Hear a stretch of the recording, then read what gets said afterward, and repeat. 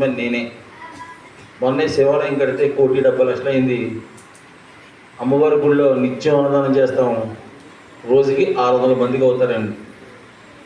ఇంత బిజీ షెడ్యూల్లో ఇంత దూరం జిల్లా మారి ఇక్కడ వరకు వచ్చారు అంటే ఇక్కడ పిరమిడ్, ఇక్కడ ఎనర్జీ ఉందని, మాస్టర్ అందరూ క్లాసు బాగా వింటారని, 10 సంవత్సరాల నుంచి ధ్యానం జరుగుతుందని తెలిసి మీ ఆనందాన్ని నేను పంచుకుందామని వచ్చాను. మీరు చెప్పింది మీరు ధ్యానంలో ఏమి ఎదిగారో చెప్పట్లేదు సరి కదా. నేను చెప్తుంటే కనీసం మీరు ఎవరు పట్టించుకోవట్లేదు. అది కాదు మాస్టర్స్, అది కాదు జీవితం. నేను మీ దగ్గర నేర్చుకుందామని వచ్చాను, నేను మీకు చెప్పడానికి రాలేదు.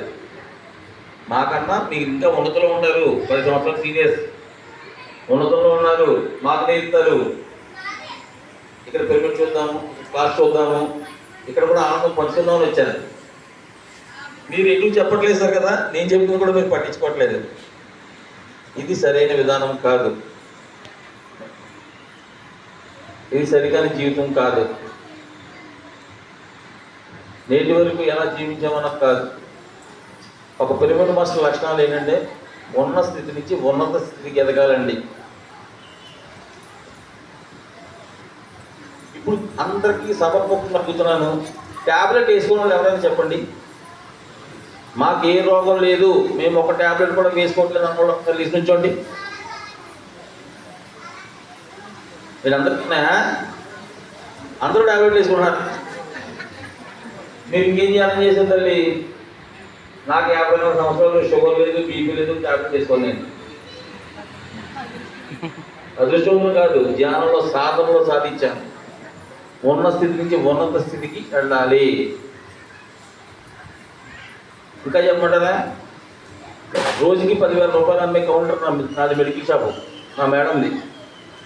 రోజుకి 10,000 రూపాయలు అమ్మే మెడికల్ షాప్ని ఈ ధ్యానంలోకి వచ్చిన తర్వాత, నాకు కర్మ అర్థమైన తర్వాత తృణప్రాయంగా షాప్ పోసేసింది నా భార్య. ఆ రోజుకు ఉన్న 5 లక్షల రూపాయల మందుల్ని అమ్మలేదు, తిరిగి ఇవ్వలేదు, అనాథాశ్రమానికి పనిచేసిందండి. 5 లక్షల రూపాయల మందుల్ని, షాప్లో ఉన్న మందుల్ని లేని వాళ్ళకి అనాథాశ్రమానికి పనిచేసింది. ఎందుకని కూడా పట్టుకెళ్ళేది ఏమీ లేదని. ఆ స్థితిలో రావాలి మాస్టర్స్ మీద. అందరూ ఈ మాత్రం భోజనం మన ఇంట్లోనే ఉంటుంది, ఈ మాత్రం ప్లేస్ మన ఇంట్లోనే ఉంటుంది, ఈ మాత్రం ఫ్యాన్ మన ఇంట్లోనే ఉంటుంది. ఇక్కడికి వచ్చి నేర్చుకునేది కాదు, మీరు నేర్చుకుని నేర్చుకున్నామని వచ్చాను. Okay, thank you.